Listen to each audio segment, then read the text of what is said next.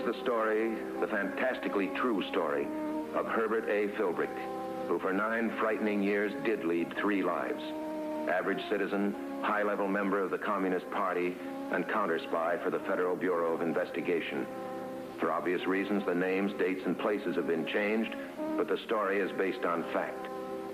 All law enforcement agencies, federal, state, and local, are concerned with the criminal activities of the Communist Party. In a moment, you'll see what happens when the comrades discover that a member of the police anti-Red Squad has infiltrated their ranks.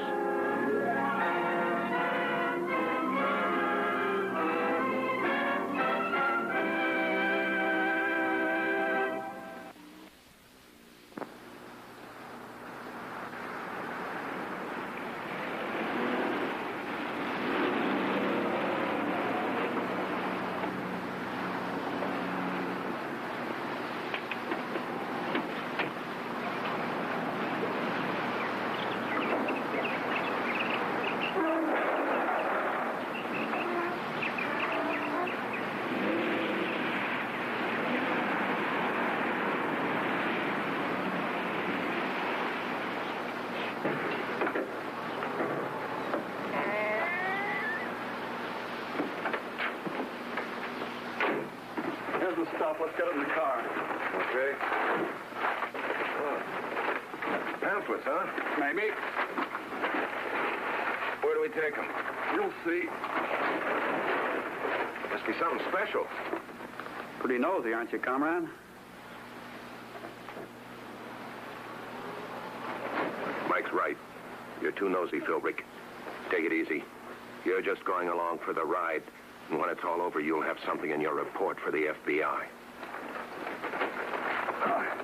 Oh, I hurt my back yesterday, and these things are heavy. Yeah. Well, maybe I better drive for you. I don't know. Dixon didn't say anything about you doing any driving. He didn't say anything one way or the other. Yeah. Okay. What's the route? You take Highway 13 to Franklin and Hilldale, turn left on Lincoln Avenue. Well, that'll bring us right back into town. Any objections? Nope.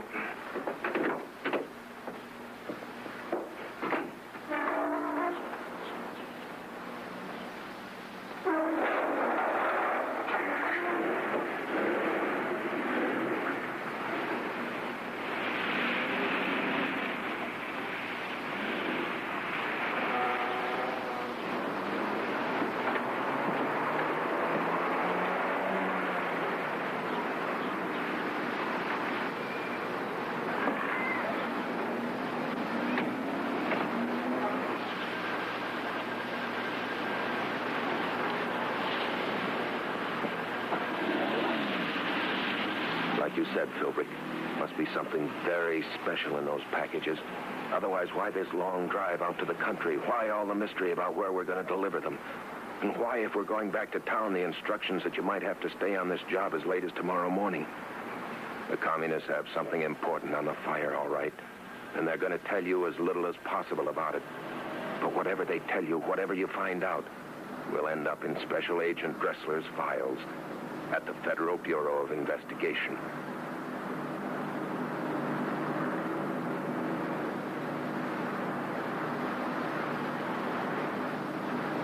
So the comrades do sleep after all. I was beginning to wonder if they ever closed both eyes at the same time.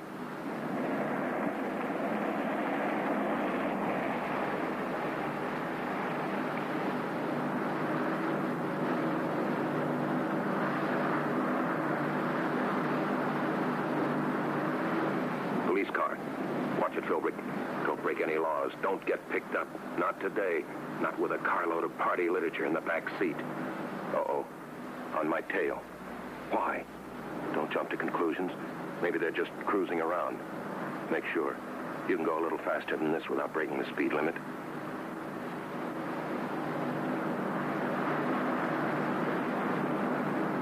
They aren't cruising. They were waiting for this car. You know what that means? Police anti-Red Squad. Somebody tipped them off again. You gotta shake them, Philbrick. You've got to. You know what'll happen if they arrest you. If it comes out that you're a commie, you can just see your boss's face. And the FBI. You're no good to them except as a secret member. Come on, do something.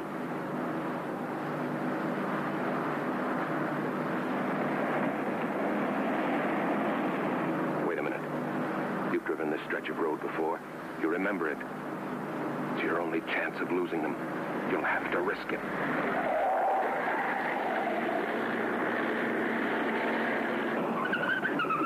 What's going on? Police car.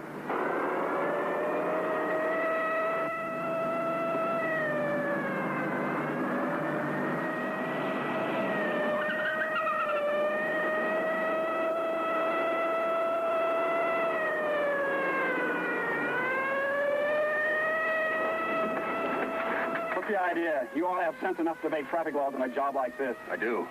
That was no traffic cruiser. Huh? Those cops must have been part of the anti-red squad. You sure? They were expecting us. They started playing tag with us the minute we drove by. Well, they find out we're coming this way. That's what I'd like to know. I'll do the driving. No, you won't. I'm going to choose the route from now on and stay out of trouble. What's the destination? The bookstore. Okay. We'll get out of here now before that police car comes back. Then we'll stroll around until after dark, just in case they're still in the neighborhood.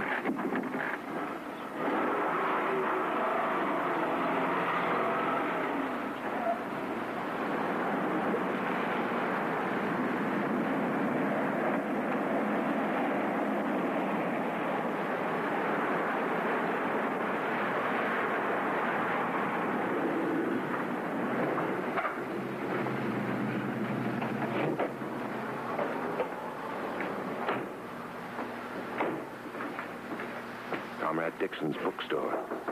When the police have been trailing you, you don't drive up to the front door. You sneak around to the alley entrance. Of course, they were so cagey about this mission, you'd probably have come the back way without the police.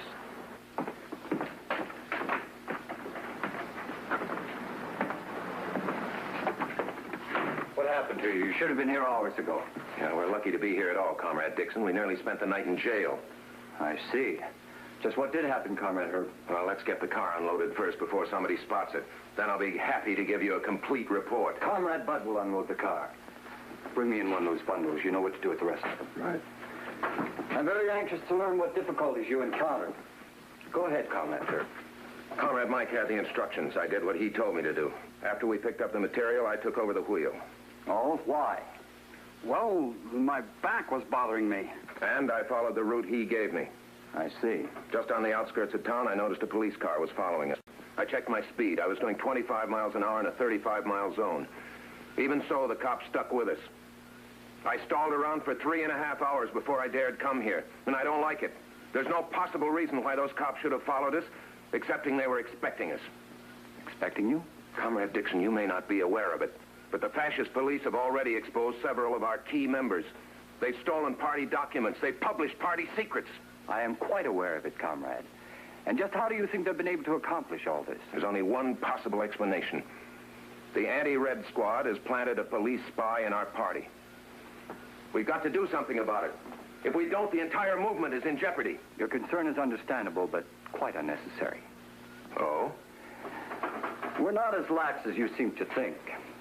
For some time now, we've suspected that the anti-Red Squad had infiltrated our ranks. Well, then why hasn't the traitor been exposed? Why hasn't he been stopped? He will be stopped now.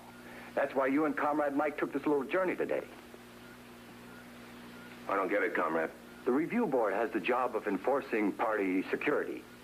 They have been weeding out suspects in the past month. Certain party members have been told about certain party activities, but no two members have been told about the same activities. On 3 occasions recently, the local police have acted on advance information, but only one other member had been informed of these 3 maneuvers. I see. Of course, I had to be absolutely certain. Your trip out of town was the final test, except for the 3 of us here who knew about it. Not the 3 of us. You didn't give me these details, remember? I had to be absolutely sure of your loyalty too, Comrade Herb. In any case, only one other member was informed of the route you were taking in your objectives. When the police tried to intercept you, I got final proof. I know who their spy is. Oh, wait a minute, Comrade. I object to being made a decoy. My Communist Party membership is secret. Suppose the Gestapo had caught up with me with all that party literature in the back of the car. I'd have lost my job, I'd have lost my business contacts, I'd have lost everything. I'm not thinking so much about myself, but I wouldn't be of much use to the party after that, would I? Even if the police had caught up with you, I doubt whether they'd find anything very incriminating. Open it up.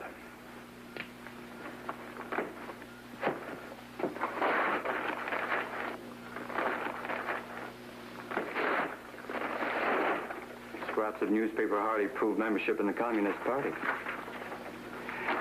Comrade Herb, have you heard of a Comrade Rick? No. Comrade Mike? Yeah, there was a Comrade Rick in my cell 6 months ago. Is that the one you mean? And you think you'd be able to recognize him if you saw him again? Sure, Comrade. Good, then we'll use you. Rick is to be liquidated immediately. The accident will take place tomorrow morning at 5 o'clock. I think I'd better remind Rick of his appointment.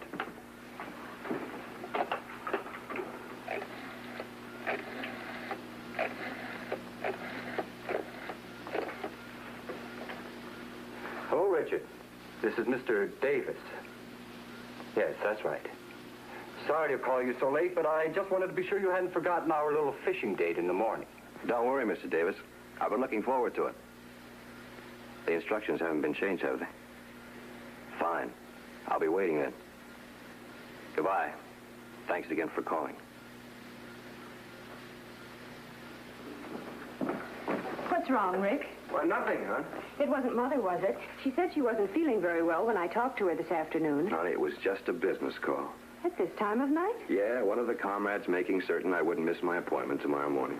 Oh? I have to leave here at 4:30, honey. It's out on the other side of town. Oh, I don't know why the force assigned you to this. It's dangerous enough just being a regular policeman. Honey, they didn't assign me. I volunteered, and there's no danger. Now, come on, let's go up to bed. I'm sorry the phone woke you. Well, it's almost time for the baby's feeding. I might as well do it while I'm up. I'll tell you what. You just take it easy. I'll go fix this formula. Oh, no, Rick. I don't think you, What's the matter? Don't you trust me to fix my own son's formula? Well, all right. Go ahead. I was planning to scrub the kitchen tomorrow anyway. Ouch. Rick, Yeah? have you told headquarters about this communist business tomorrow? Well, honey, there's nothing to tell until after it's all over. I don't know what they want with me. Must be important. They've called twice, haven't they? Yeah? Well, that's par for the course. They're always checking and rechecking. They'll probably just send me out on some small errand. You'll see. There'll be nothing serious.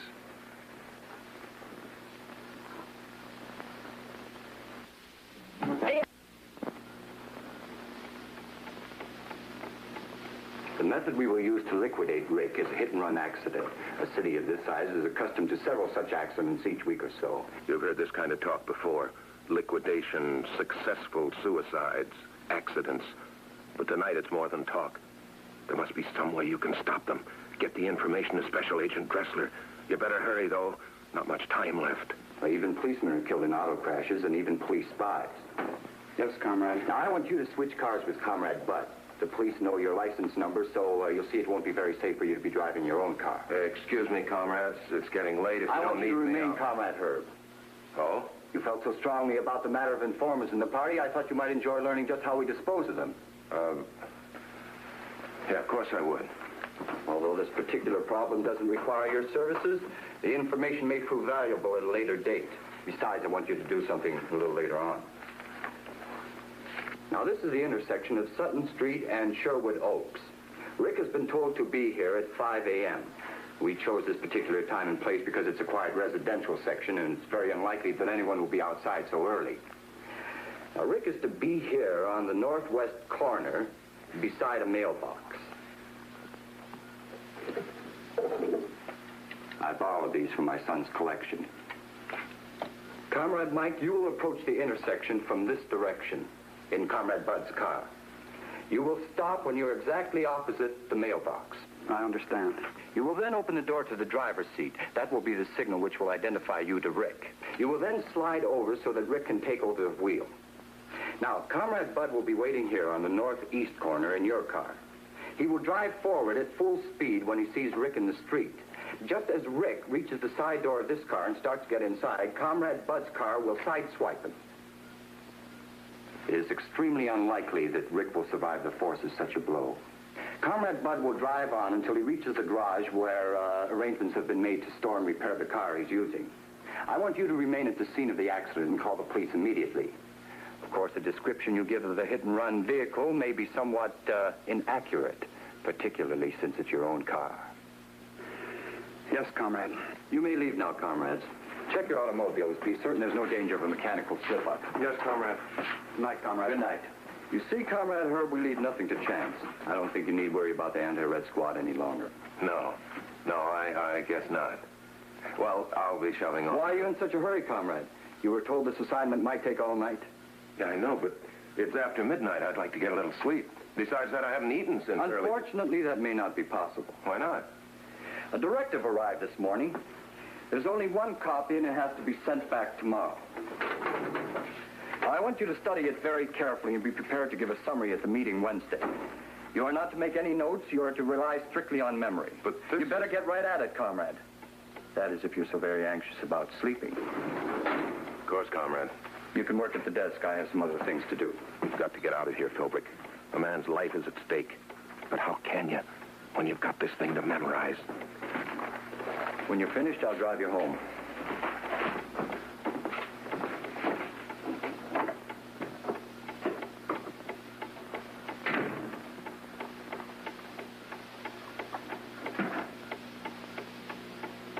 It's late. There isn't much time left. But you've got to go through the motions while you try to figure out how to get word to Rick Harper or to someone else who can stop him from keeping his 5 o'clock date.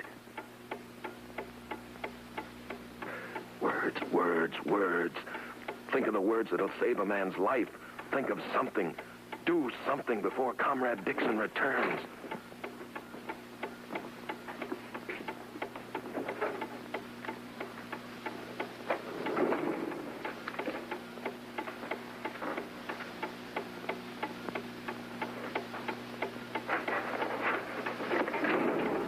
Comrade Dixon's no fool. He trusts me just about as far as he can see me. He'll be in and out of here all night till I can tell him I've learned the directive by heart. And the time's flying by. Every tick of the clock bringing the hour of Rick's rendezvous closer. Every swing of the pendulum measuring the minutes left to save him. The words, the dreary words you've got to learn for Comrade Dixon. The pages of words you've got to be able to repeat to make him believe you haven't done anything to save Rick. If, in the long run, you're able to save him. Fantastic, isn't it? It's only 15 feet to that door and only a couple of blocks from there to a drugstore where you could phone Dressler for help. More fantastic that it's only 15 inches to the telephone on this desk. But with Comrade Dixon hovering over you, you can't even reach for a cigarette without arousing suspicion. And the time is running out. The time is running out.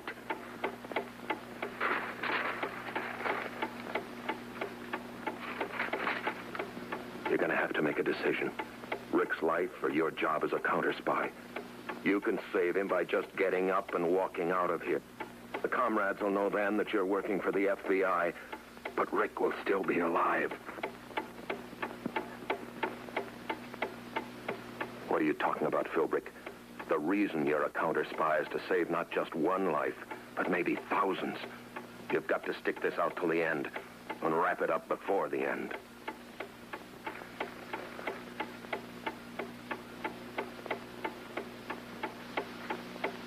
The time's up. This is the last possible minute to act. Take a chance, a long chance. But don't wait another minute. Grab that telephone. Quick.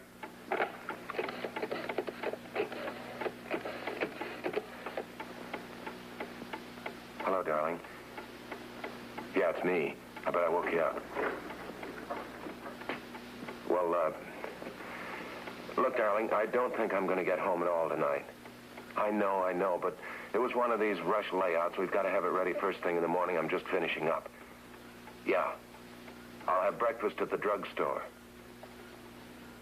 Right. Goodbye, darling.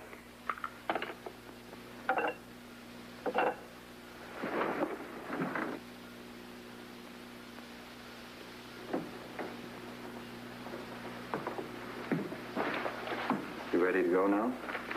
Yeah. Would you drop me off at the drugstore? I'm famished. Which drugstore? I'll show you.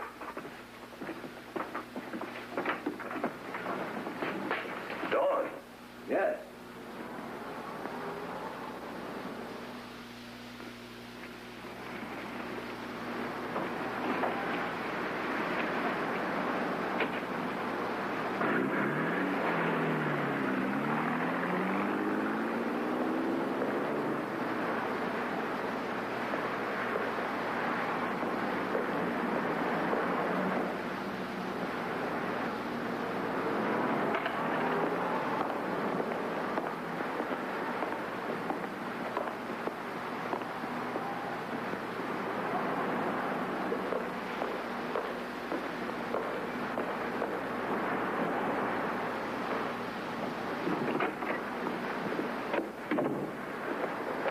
talk here, Herb. I've got a man planted down the end of the alley.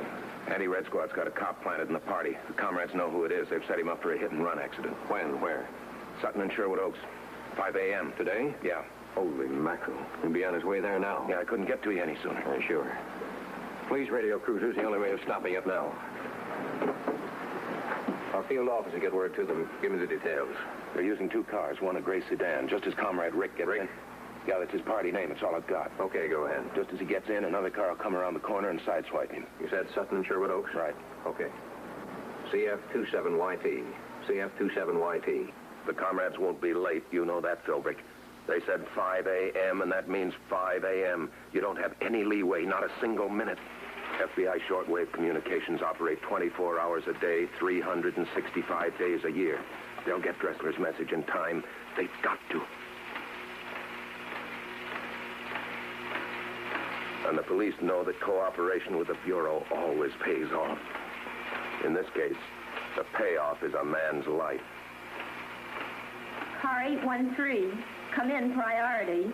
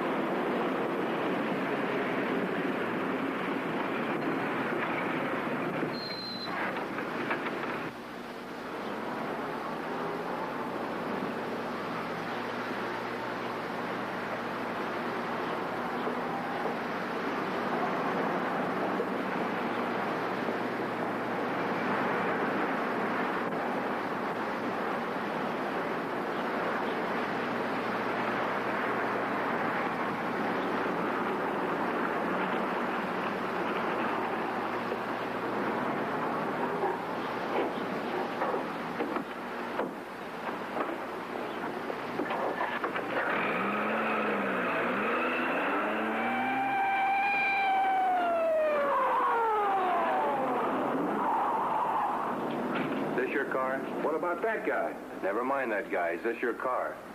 Talk to him. Where's your registration? It's not my car. It belongs to a friend. I think you better come down to headquarters. Why? What for? Well, a car answering this description was stolen about half an hour ago. Theft took place back in the same direction you just came from. You can't arrest me. I told you the car belongs to a friend. Look, I'll give you his number. Call him up. Look, mister, all I said was come down to headquarters. You can explain down there. And just to make sure you don't get lost, I'll drive you. Your friend can ride down with my partner.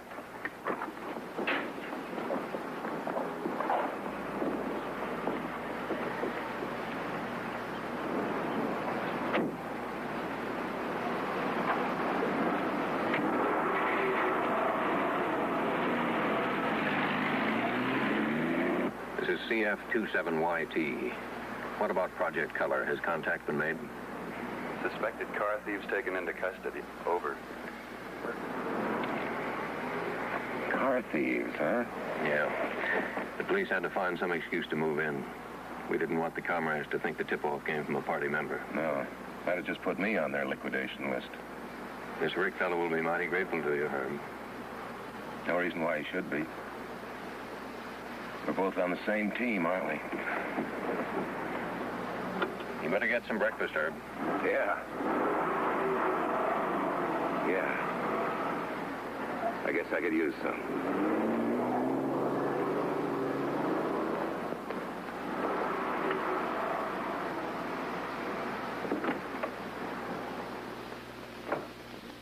Sir Richard Harper, known to the Communist Party as Comrade Rick, was given a new assignment by the police department. Other members of the Anti-Red Squad continued Harper's job of exposing illegal communist activities to the local police. Next week, we'll bring you another story from the files of Herbert A. Philbrick, citizen, communist, counter-spy.